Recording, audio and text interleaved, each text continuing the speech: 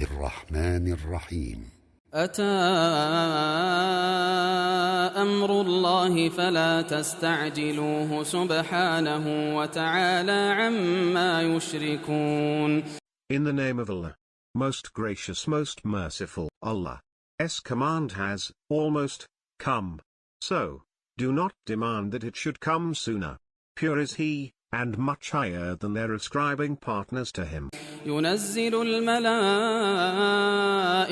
بالروح من أمره على من يشاء من عباده أن أنذروا أنه لا إله إلا أنا فاتقون. He sends down the angels at His behest with the Spirit, that is, the revelation, upon whom He wills from among His servants. Warn people that there is no God but me. So, fear me. خلق السماوات والأرض بالحق تعالى عما يشركون. He created the heavens and the earth in the proper way.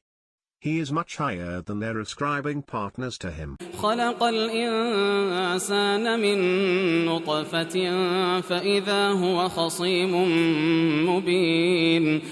He created man from a drop, and soon he turned into a debating person, expressing himself openly. والأنعام خلقها لكم فيها دفء ومنافع ومنها تأكلون. He has created cattle in which there is warmth and other benefits for you, and from them you have food. وَلَكُمْ فِيهَا جَمَالٌ حِينَ تُرِيحُونَ وَحِينَ تَسْرَحُونَ.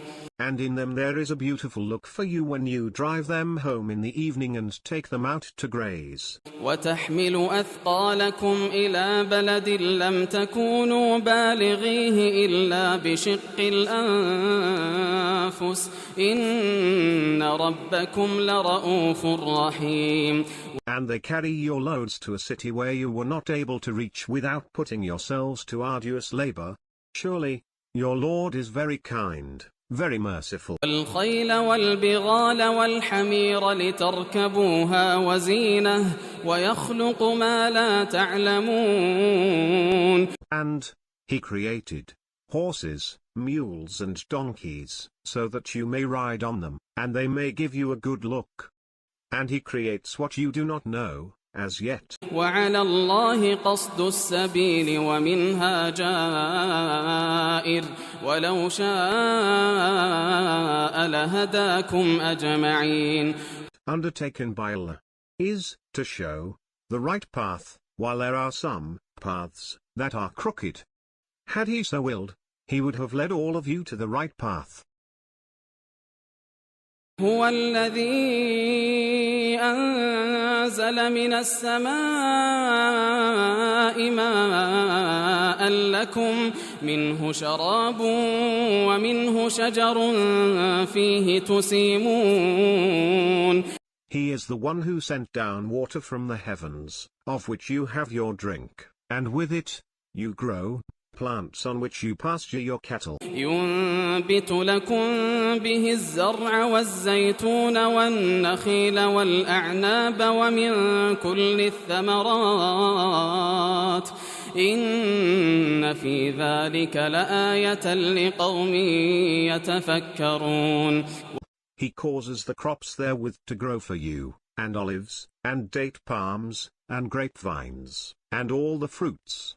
Surely, in that, there is a sign for a people who ponder. وسخر لكم الليل والنهار والشمس والقمر والنجوم مسخرات بأمره إن في ذلك لآيات لقوم يعقلون.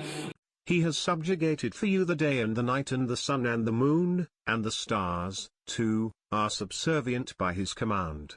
Surely, in that, there are signs for a people who understand. وما ذرأ لكم في الأرض مختلفا ألوانه إن في ذلك لآية لقوم يذكرون. And He subjugated to you whatever He created for you on the earth having varied colors. Surely, In that, there is a sign for a people who accept advice. وهو الذي سخر البحر لتأكلوا منه لحما طريا وتستخرجوا منه حلية تلبسونها وترى الفلك مواخر فيه ولتبتغوا من فضله ولعلكم تشكرون. He is the one who has subjugated the sea, so that you may eat fresh meat from it, and may take out from it ornaments you wear. And you see the boats cleaving through it, and so that you may seek his bounty, and that you may be grateful. وألقى في الأرض رواسي أن تميد بكم وأنهارا وسبلا لعلكم تهتدون. And he placed mountains on the earth, lest it should shake with you, and rivers and tracks, so that you may find the right way. وعلامات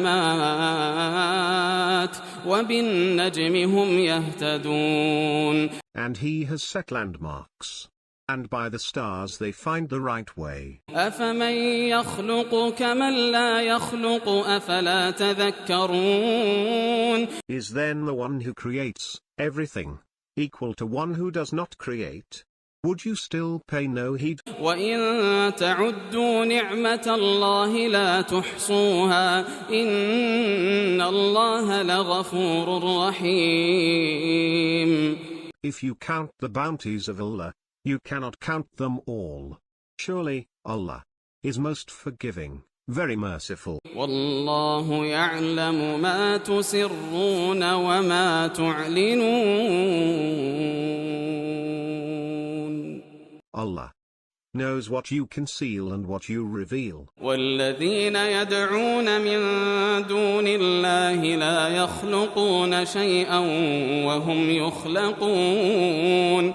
Those whom they invoke beside Allah do not create anything, rather they are themselves created. أَمْوَاتٌ غَيْرُ أَحْيَاءٍ وَمَا يَشْعُرُونَ أَيَّانَ يُبْعَثُونَ. They are dead, having no life, and they do not know when they shall be raised again. إِلَٰهُكُمْ إِلَٰهٌ وَاحِدٌ فَالَّذِينَ لَا يُؤْمِنُونَ بِالْآخِرَةِ قُلُوبُهُم مُّنكِرَةٌ وَهُم مُّسْتَكْبِرُونَ. Your God is one God. As for those who do not believe in the hereafter, their hearts are defiant and they are arrogant. لا جرم أن الله يعلم ما يسرون وما يعلنون إنه لا يحب المستكبرين. Invariably, Allah knows what they conceal and what they reveal. Surely, He does not like the arrogant. وَإِذَا قِيلَ لَهُم مَّاذَا أَنزَلَ رَبُّكُمْ قَالُوا أَسَاطِيرُ الْأَوَّلِينَ. When it is said to them, "What has your Lord sent down?" they say, "It is nothing but the tales of the ancient people." لِيَحْمِلُوا أَوْزَارَهُمْ كَامِلَةً يَوْمَ الْقِيَامَةِ وَمِنْ أَوْزَارِ الَّذِينَ يُضِلُّونَهُم بِغَيْرِ عِلْمٍ أَلَا سَاءَ مَا يَزِرُونَ. Hence, they shall bear the full weight of their burdens on the day of judgment, and also some of the burdens of those whom they mislead without knowledge. Remember, evil is the burden they bear. قَدْ مَكَرَ الَّذِينَ مِن قَبْلِهِمْ فَأَتَى اللَّهُ بُنْيَانَهُم مِّنَ الْقَوَاعِدِ فَخَرَّ عليهم السقف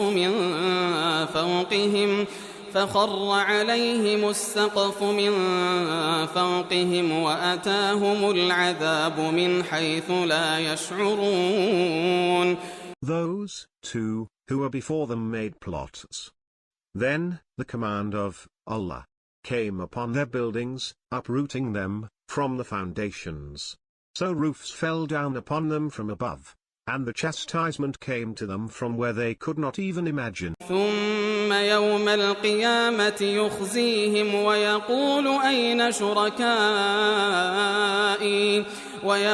أين شركائي الذين كنتم تشاقون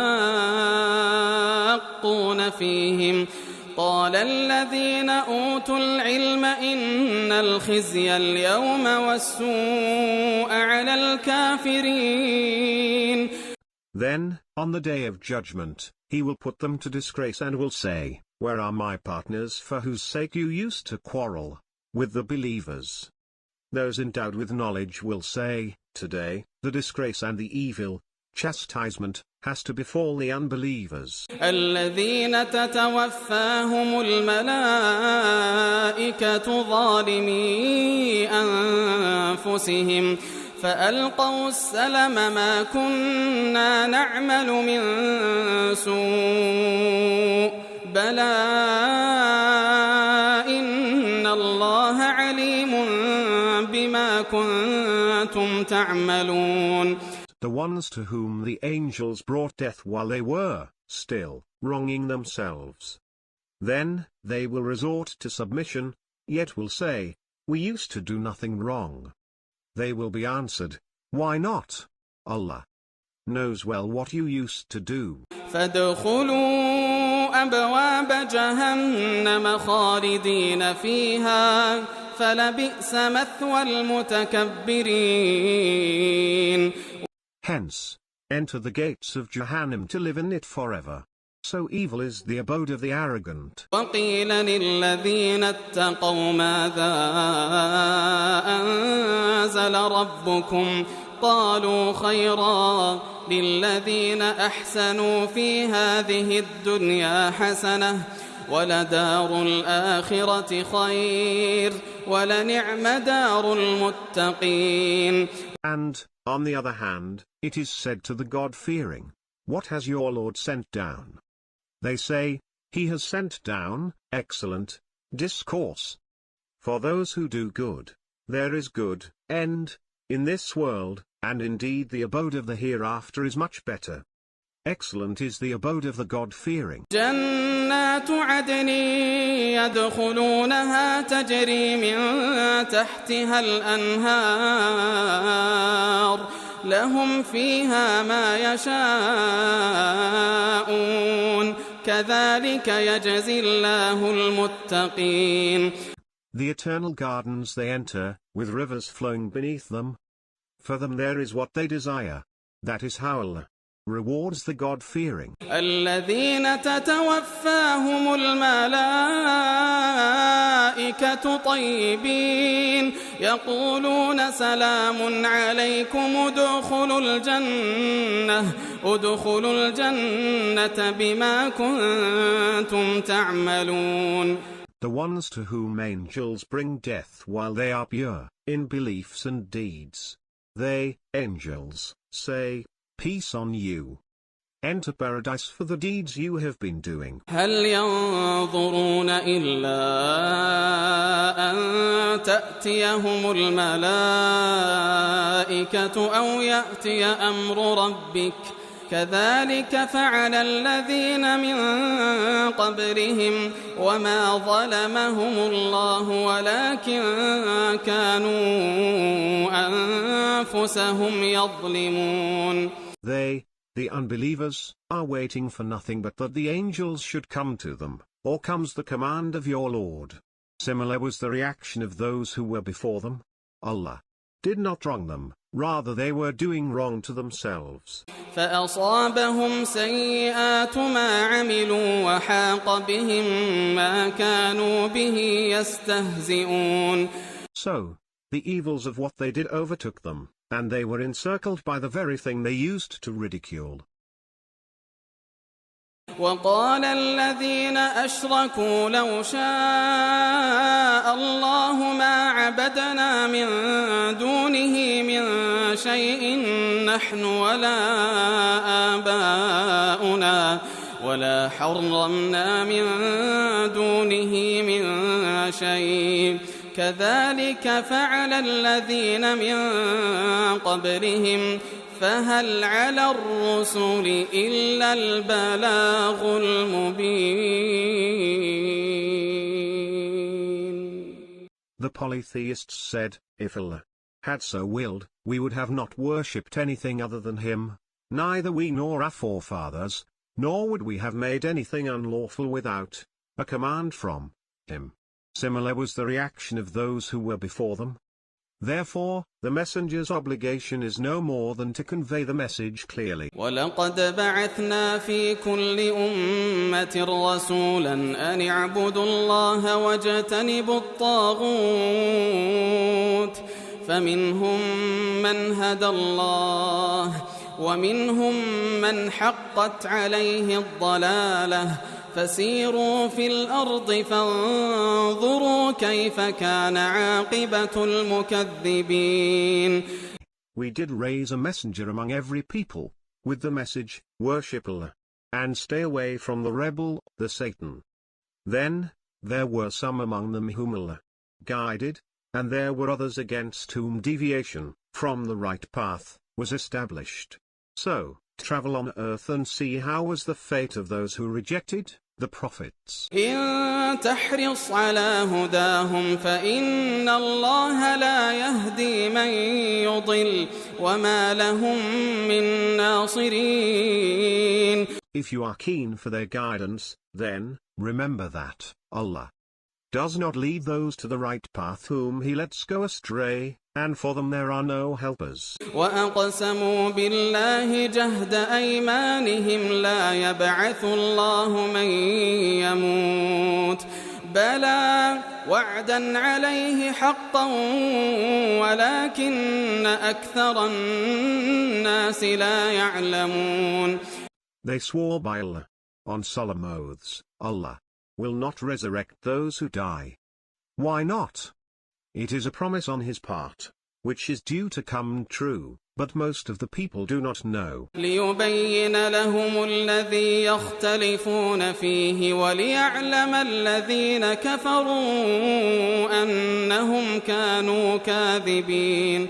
He will resurrect all of them, so that He discloses for them what they have been disputing about, and so that those who disbelieve may know that they were liars. إنما قولنا لشيء إذا أردناه أن نقول له كن فيكون. Whenever we intend to do something, we do no more than say to it, be, and it comes to be. والذين هاجروا في الله من بعد ما ظلموا لنبوئنهم في الدنيا حسنة ولأجر الآخرة أكبر لو كانوا يعلمون. Those who have migrated for the sake of Allah, after they were oppressed, we shall give them a good place in the world. And of course, the reward of the hereafter is much greater, if they only knew. الذين صبروا وعلى ربهم يتوكلون. Those who kept patient, and who placed trust in their Lord. وما أرسلنا من قبلك إلا رجالا نوحي إليهم فاسألوا أهل الذكر إن كنتم لا تعلمون. We did not send messengers before you other than men whom we inspired with revelation.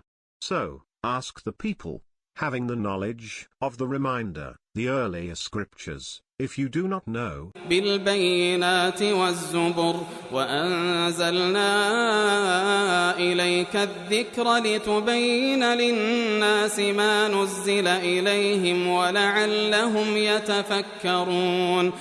We sent them with clear signs and scriptures.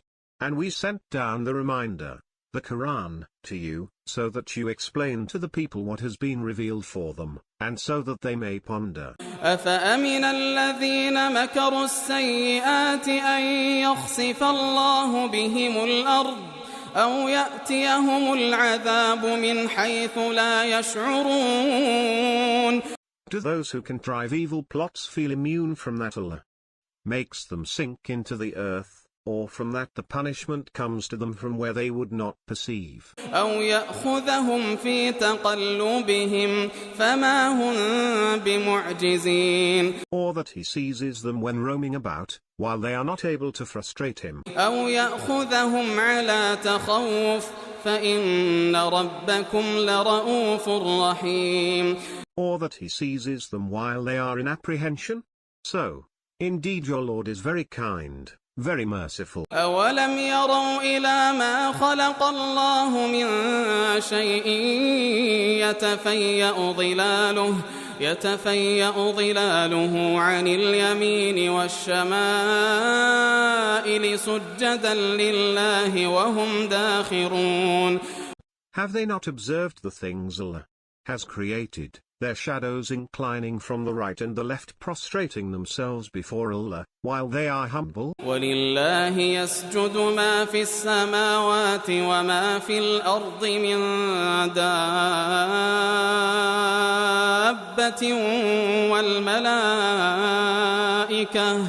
وَالْمَلَائِكَةُ وَهُمْ لَا يَسْتَكْبِرُونَ.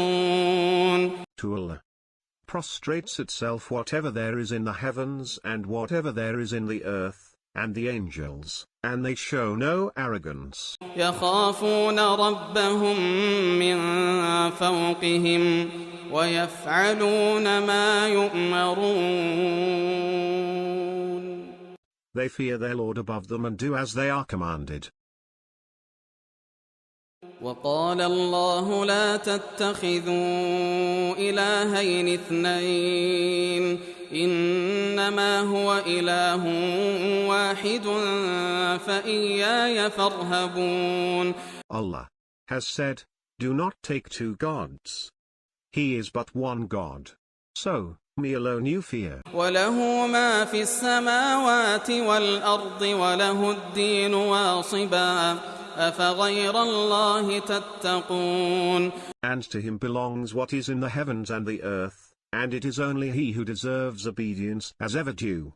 Would you, then, fear someone other than Allah? وما بكم من نعمة فمن الله ثم إذا مسكم الضر فإليه تجأرون. Whatever blessing you have is from Allah. Then, once you are touched by distress, to him alone you cry for help. ثم إذا كشف الضر عنكم إذا فريق منكم بربهم يشركون. Then, as soon as he removes the distress from you, a group from among you starts ascribing partners to their Lord. ليكفروا بما آتيناهم فتمتعوا فسوف تعلمون. Thus, they deny what we have given to them. Well, enjoy yourself, for some time, and soon you will come to know the fate of your misdeeds. ويجعلون لما لا يعلمون نصيبا مما رزقناهم تالله لتسألن عما كنتم تفترون. They allocate a share from what we have given to them for those idols, the reality of whom they do not even know. By Allah, you shall definitely be responsible for the fabrications you have been inventing. وَيَجْعَلُونَ لِلَّهِ الْبَنَاتِ سُبْحَانَهُ وَلَهُم مَّا يَشْتَهُونَ. They ascribe daughters to Allah. Pure is He, and for themselves is what they desire. وَإِذَا بُشِّرَ أَحَدُهُم بِالْأُنثَىٰ ظَلَّ وَجْهُهُ مُسْوَدًّا وَهُوَ كَظِيمٌ. When one of them is given the good news of a female child, his face becomes gloomy and he is choked with grief. يتوارى من القوم من سوء ما بشر به أيمسكه على هون أم يدسه في التراب ألا ساء ما يحكمون. He hides himself from people because of the self-presumed bad news given to him, and wonders, shall he keep it despite the disgrace he will face in the society, or put it away into the dust? In fact, evil is what they decide. للذين لا يؤمنون بالآخرة مثل السوء ولله المثل الأعلى وهو العزيز الحكيم. Those who do not believe in the hereafter have evil attributes, and to Allah belong the most exalted attributes. He is the mighty, the wise. ولو يؤاخذ الله الناس بظلمهم ما ترك عليها من دابة ولكن يؤخرهم إلى أجل مسمى فإذا جاء أجلهم لا يستأخرون ساعة ولا يستقدمون. If Allah were to seize the people for their transgression, he would have spared no creature on earth, but he lets them go on up to an appointed time. So, when their time will come, they will not be able to delay it for a moment, nor to bring it soon. وَيَجْعَلُونَ لِلَّهِ مَا يَكْرَهُونَ وَتَصِفُ أَلْسِنَتُهُمُ الْكَذِبَ أَنَّ لَهُمُ الْحُسْنَى لا جرم أن لهم النار وأنهم مفرطون. They assign to Allah what they themselves dislike, and their tongues make the false statement that for them there is a happy end. No, fire is imminently theirs, and they are being driven towards it speedily. تالله لقد أرسلنا إلى من قبلك فزين لهم الشيطان أعمالهم فهو وليهم اليوم ولهم عذاب أليم. By Allah, we sent messengers to communities before you, but the Satan made their deeds look good to them.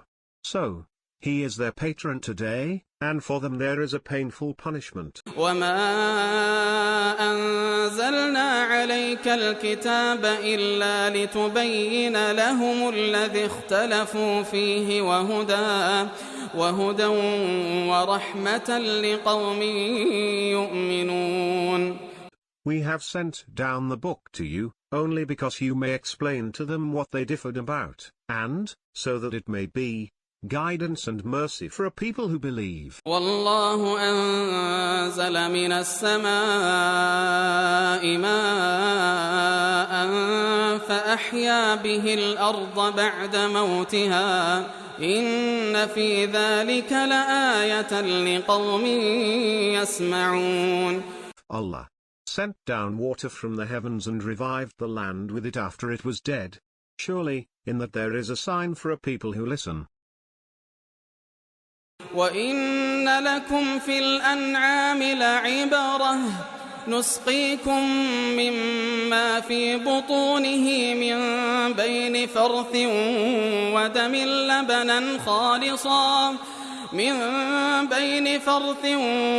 لبنا خالصا سائغا للشاربين. Surely there is a lesson for you in the cattle.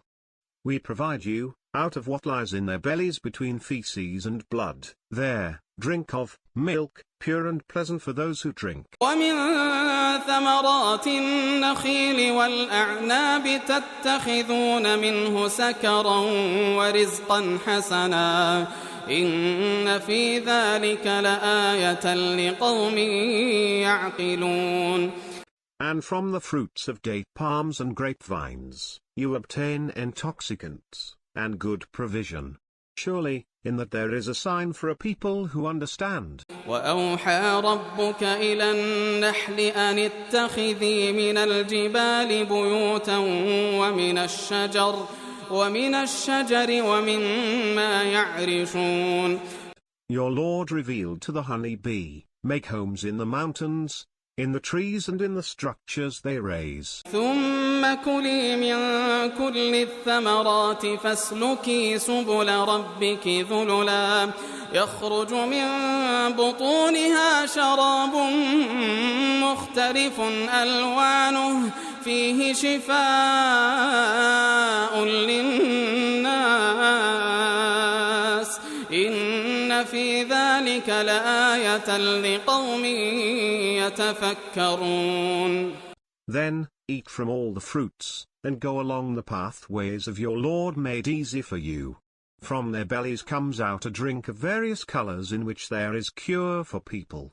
Surely, in that there is a sign for a people who ponder. والله خلقكم ثم يتوفاكم ومنكم من يرد إلى أرذل العمر لكي لا يعلم بعد علم شيئا إن الله عليم قدير. Allah has created you, then he takes you back. And among you there is one who is carried to the worst part of the age, so that he knows nothing after having knowledge. Surely, Allah is all-knowing, all-powerful. والله فضل بعضكم على بعض في الرزق فما الذين فضلوا براد رزقهم على ما ملكت أيمانهم فهم فيه سواء أفبنعمة الله يجحدون. Allah has given some of you preference over others in provision. So, those given preference are not willing to pass on their provision to their slaves, so that they become equal in it.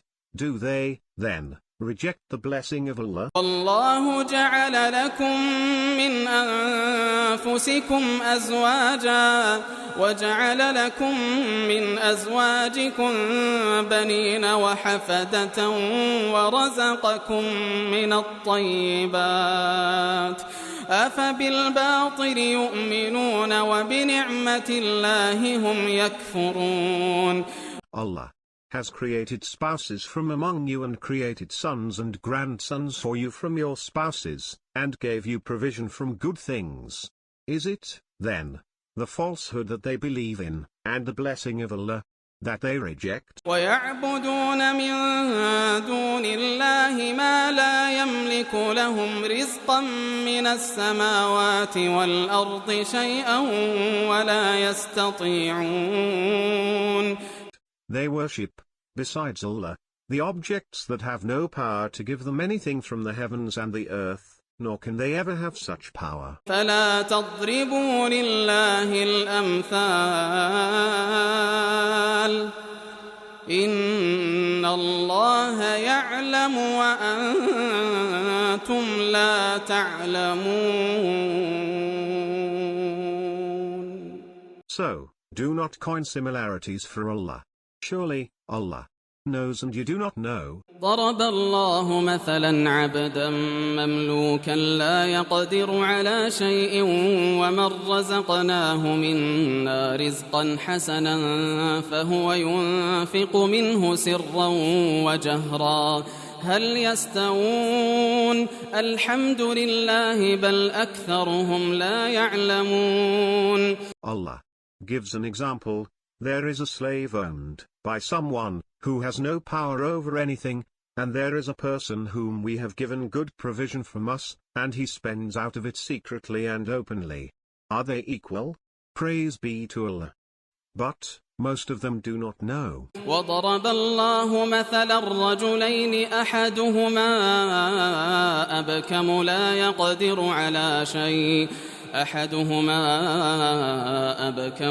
يقدر على شيء وهو كل على مولاه أينما يوجهه لا يأتي بخير هل يستوي هو ومن يأمر بالعدل وهو على صراط مستقيم. And Allah gives another example. There are two men. One of them is dumb who is unable to do anything, and he is a burden on his master. Wherever he directs him to, he brings no good. can he be equal to the one who enjoins justice and is on the straight path? ولله غيب السماوات والأرض وما أمر الساعة إلا كلمح البصر أو هو أقرب إن الله على كل شيء قدير. To Allah belongs the unseen of the heavens and the earth, and the matter of hour, of judgment, is no more than of twinkling of the eye, or even quicker. Of course, Allah is powerful over everything. والله أخرجكم من بطون أمهاتكم لا تعلمون شيئا وجعل لكم السمع والأبصار والأفئدة لعلكم تشكرون. Allah has brought you forth from your mother's wombs when you knew nothing, and He made for you ears, eyes and hearts, so that you may be grateful. ألم يروا إلى الطير مسخرات في جو السماء ما يمسكهن إلا الله إن في ذلك لآيات لقوم يؤمنون. Did they not look at the birds how they are controlled in the atmosphere of the sky? No one holds them but Allah.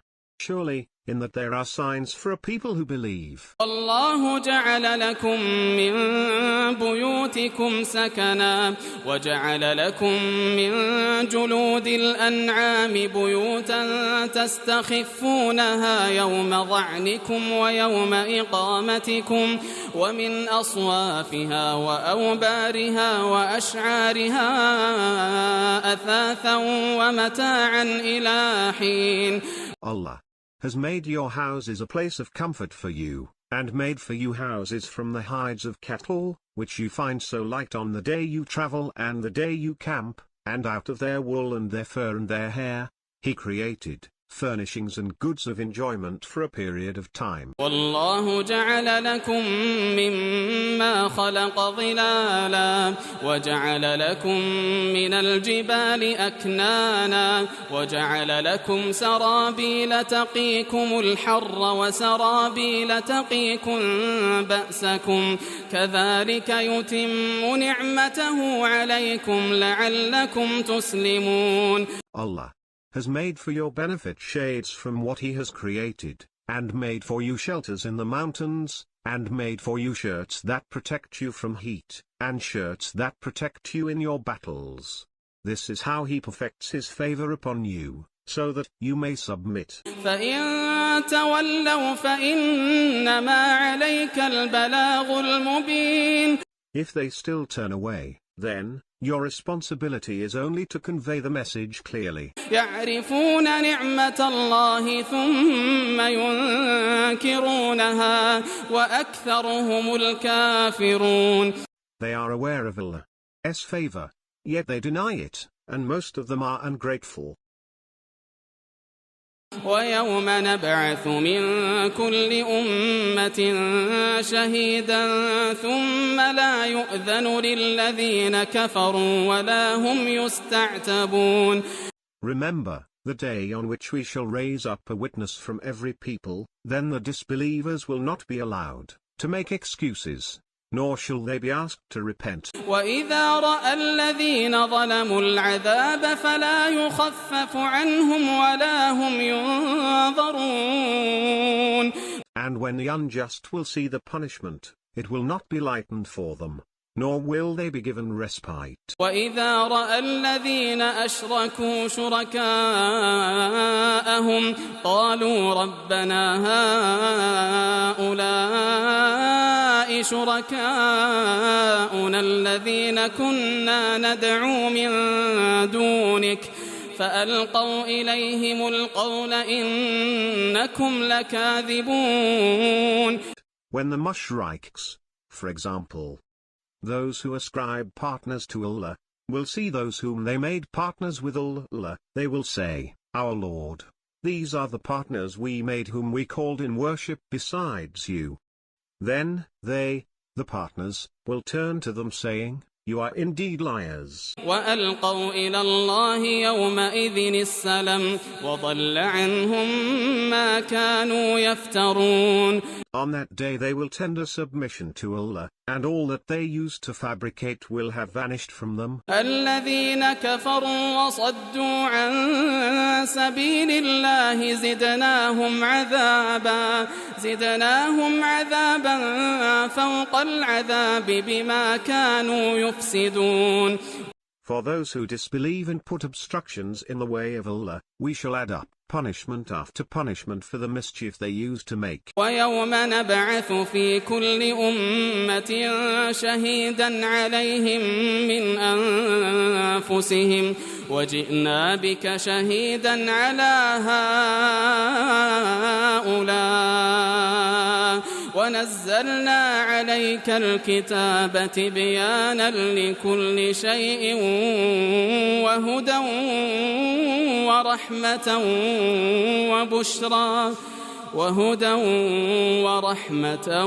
وبشرى للمسلمين.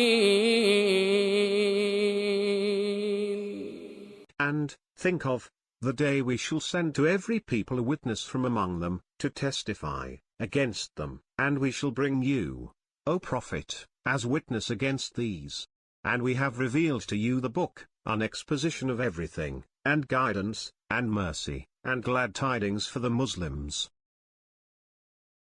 إن الله يأمر بالعدل والإحسان وإيتاء ذي القربى وينهى عن الفحشاء والمنكر والبغي يعظكم لعلكم تذكرون. Allah enjoins to do justice and to adopt good behavior and to give relatives their due rights, and forbids shameful acts, evil deeds and oppressive attitude. He exhorts you, so that you may be mindful. وأوفوا بعهد الله إذا عاهدتم ولا تنقضوا الأيمان بعد توكيدها وقد جعلتم الله عليكم كفيلا إن الله يعلم ما تفعلون. Fulfill the covenant of Allah. When you pledge, and do not break oaths after you swear them solemnly, while you have made Allah a witness over you. Surely, Allah knows all that you do. ولا تكونوا كالتي نقضت غزلها من بعد قوة أنكاثا تتخذون أيمانكم دخلا بينكم أن تكون أمة هي أربى من أمة إنما يبلوكم الله به وليبينن لكم يوم القيامة ما كنتم فيه تختلفون. Do not be like the woman who had broken her yarn into pieces after spinning it firmly, by taking your oaths as means of mischief between yourselves, merely because a group gets greater benefit than the other. In fact, Allah puts you to a test thereby, and, of course, on the day of resurrection He will explain to you all those matters in which you disagreed. وَلَوْ شَاءَ اللَّهُ لَجَعَلَكُمْ أُمَّةً وَاحِدَةً وَلَكِنْ يُضِلُّ مَنْ يَشَاءُ وَيَهْدِي مَنْ يَشَاءُ وَلَتُسْأَلُنَّ عَمَّا كُنْتُمْ تَعْمَلُونَ. If Allah so willed, He would have made all of you a single community, but He lets whom He wills go astray and takes whom He wills to the right path, and surely you will be questioned about what you used to do. ولا تتخذوا أيمانكم دخلا بينكم فتزل قدم بعد ثبوتها وتذوقوا السوء بما صددتم عن سبيل الله ولكم عذاب عظيم. Do not make your oaths a means of mischief among yourselves, lest a foot should slip after it is firmly placed, and you taste evil consequences for your having prevented others from the path of Allah, and you incur a great punishment. ولا تشتروا بعهد الله ثمنا قليلا إنما عند الله هو خير لكم إن كنتم تعلمون. and do not take a paltry price against the pledge of Allah. Indeed, what is with Allah is much better for you, if you only knew. ما عندكم ينفد وما عند الله باق ولنجزين الذين صبروا أجرهم بأحسن ما كانوا يعملون. What is with you shall perish, and what is with Allah shall last. And certainly, we shall bless those who observed patience, with their reward for the best of what they used to do. من عمل صالحا من ذكر أو أنثى وهو مؤمن فلنحيينه حياة طيبة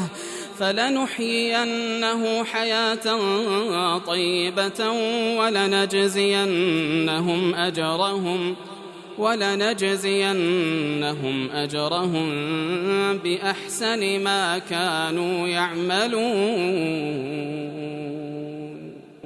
Whoever, male or female, has acted righteously, while being a believer, we shall certainly make him live a good life, and shall give such people their reward for the best of what they used to do. فإذا قرأت القرآن فاستعذ بالله من الشيطان الرجيم. So, when you recite the Quran, seek refuge with Allah against Satan, the accursed. إنه ليس له سلطان على الذين آمنوا وعلى ربهم يتوكلون. He is such that he has no authority over those who believe and place trust in their Lord. إنما سلطانه على الذين يتولونه والذين هم به مشركون. His authority is only over those who befriend,